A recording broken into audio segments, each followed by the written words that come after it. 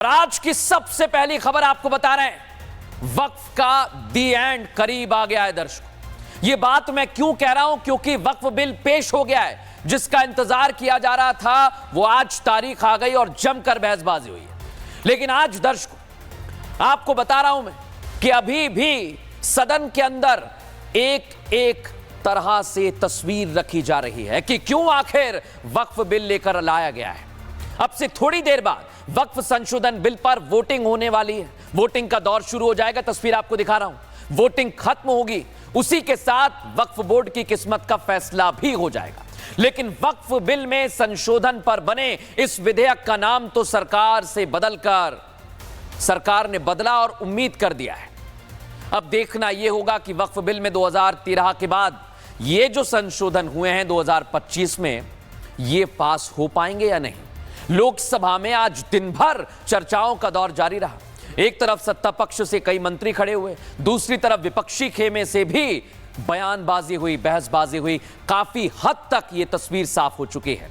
लेकिन बीजेपी ने कह दिया है वक्फ बिल लेकर आएंगे, लेकर आए हैं और अब इस पर तस्वीर भी साफ होती जा रही है। लेकिन आज दिन भर जो घटनाक्रम हुआ है, आप देखिए लोकसभा में इस वक्त भी गृह मंत्री अमित शाह ने जो बातें कही उसकी भी चर्चा हो रही है।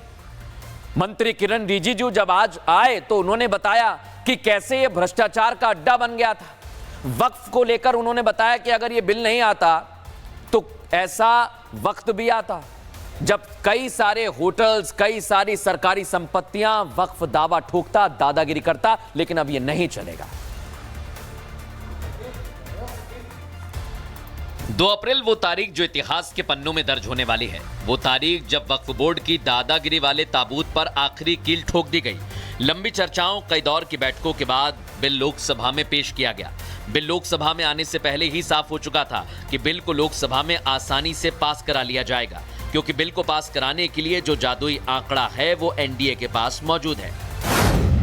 लोकसभा में कुल सांसदों की संख्या 543 है और एनडीए का आंकड़ा 293 है। वहीं इंडी के पास 237 सांसद हैं। जो बिल को पास कराने के लिए 272 का बहुमत चाहिए होता है, वो एनडीए के पास है। एनडीए में शामिल दल पहले ही कह चुके हैं कि हम एक साथ हैं और बिल के समर्थन में हैं। वक्फ के पास 1.2 लाख करोड़ से अधिक की संपत्ति है। ये संपत्तियां मिसमैनेजमेंट का शिकार हैं। हमारी पार्टी का ये मानना है कि इस संपत्ति का इस्तेमाल मुस्लिमों के कल्याण के लिए, महिलाओं के कल्याण के लिए किया जाना चाहिए। हमारा मानना है कि इसमें सुधार होना चाहिए।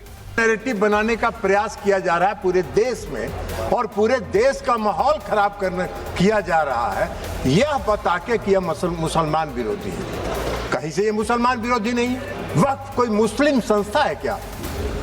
वक्फ एक तरह का ट्रस्ट है।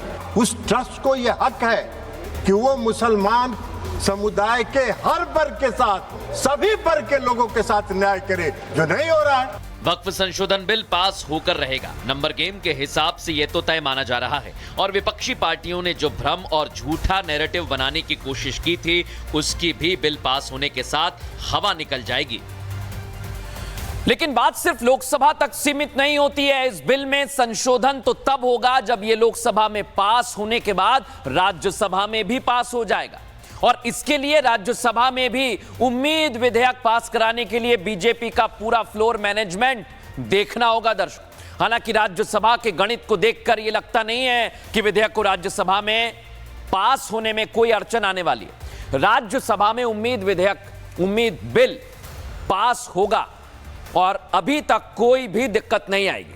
लेकिन राज्यसभा में जो बिल आया है वो कानून की शक्ल कैसे लेगा, नंबर गेम आपको समझा रहा हूं। ये नंबर गेम आपके सामने रख रहा हूं। कुल जो सदस्य हैं राज्यसभा के वो 236 हैं। बीजेपी के पास कितने? 115, और उनके साथ के जो दल हैं उनके पास 6 हैं, यानी कुल मिला के हो गए 121।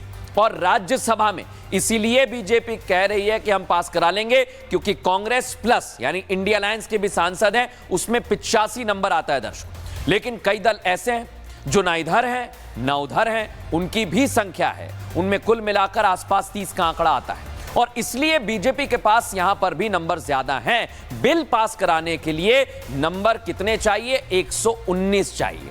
अब यहां पर आप समझिए दर्शकों, सरकार 6 नॉमिनेटेड सदस्यों पर निर्भर है कि भाई वो कहां जाएंगे, क्योंकि जहां उन्होंने मोहर लगाई बिल वहीं जाएगा और इसीलिए अभी तक निगाहें बनी हुई हैं। लेकिन लोकसभा में आज आपने तस्वीर देखी, वक्फ संशोधन बिल को लेकर चर्चा अभी भी जारी है। चर्चा में गृह मंत्री अमित शाह ने बयान दिया। शाह ने कहा कि संसद का कानून सभी को मानना होगा। अल्पसंख्यकों के नाम पर जो ठगा जा रहा था वो अब नहीं चलेगा। सदस्य ने कह दिया माइनॉरिटी इस कानून को स्वीकार नहीं करेगी। क्या धमकाना चाहते हो भाई? संसद का कानून है, सबको स्वीकार करना पड़ेगा। स्वीकार नहीं करेंगे मतलब क्या है? कैसे बोल सकते हैं कोई हम कानून को स्वीकार नहीं करेंगे? एक कानून भारत सरकार का है, हर एक पर बंधन करता होगा और इसको स्वीकार करना पड़ेगा। मुझे बताओ, चैरिटी कमिश्नर एक्ट में मुसलमान चैरिटी कमिश्नर बन सकता है या नहीं बन सकता है? उसको ट्रस्ट नहीं चलाना है, उसको चैरिटी के कानून के हिसाब से वो ट्रस्ट चले उसकी देखरेख करनी है। ये धार्मिक नहीं है, ये धर्म का काम नहीं है मान्यवर, ये एडमिनिस्ट्रेटिव वर्क है। अब बताओ कि सारे ट्रस्ट के चैरिटी कमिश्नर अलग अलग बन, देश तोड़ दोगे आप लोग, तोड़ दोगे।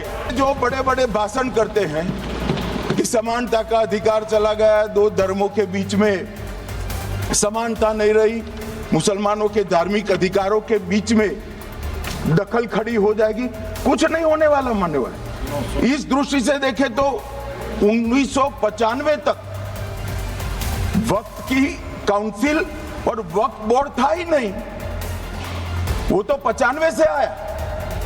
और मान्यवर, ये जो भ्रम खड़ा किया जाता है कि ये एक मुस्लिम भाइयों के धार्मिक क्रियाकलापों के अंदर, उनके दान की हुई संपत्ति के अंदर दखल करने का है, ये बहुत बड़ी भ्रांति फैलाकर माइनॉरिटी को डराकर अपनी वोट बैंक खड़ी करने के लिए किया जा रहा है।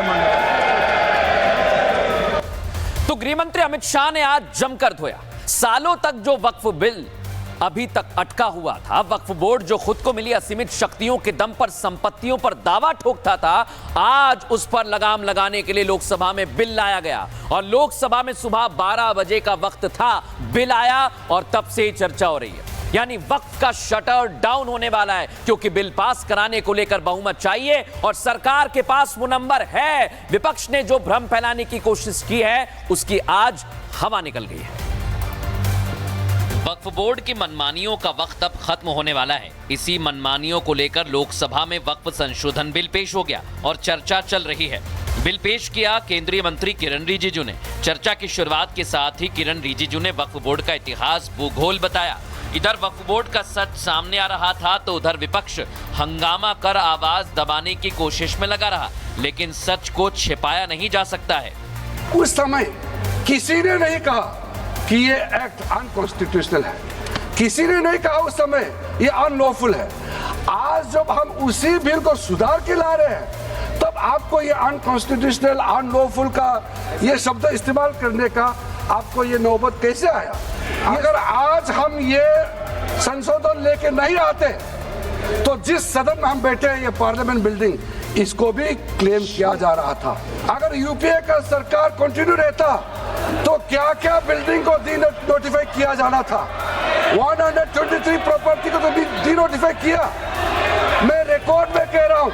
वक्फ बोर्ड और यूपीए सरकार की पोल पट्टी खोलने के साथ ही मंत्री रिजिजू शायरी पढ़कर विपक्ष को उसका असली चेहरा बता रहे थे और साथ ही ये भी बता दिया, किसी की बात कोई बदगुमान ना समझे, इस जमीन का दर्द कभी आसमान ना समझेगा। 2013 में जो काम किए गए हैं उसमें मैं एक चीज जिक्र करना चाहता हूँ। 5 मार्च 2014 को उस समय के यूपीए सरकार ने 123 प्राइम प्रॉपर्टीज को, जो housing and urban development ministry के तहत आता है, उसको आपने दिल्ली वक्फ बोर्ड को ट्रांसफर कर दिया। इसलिए वोट बैंक का राजनीति के बिना हम अच्छे सोच के साथ में आज इस सदन में फिर से आए हैं।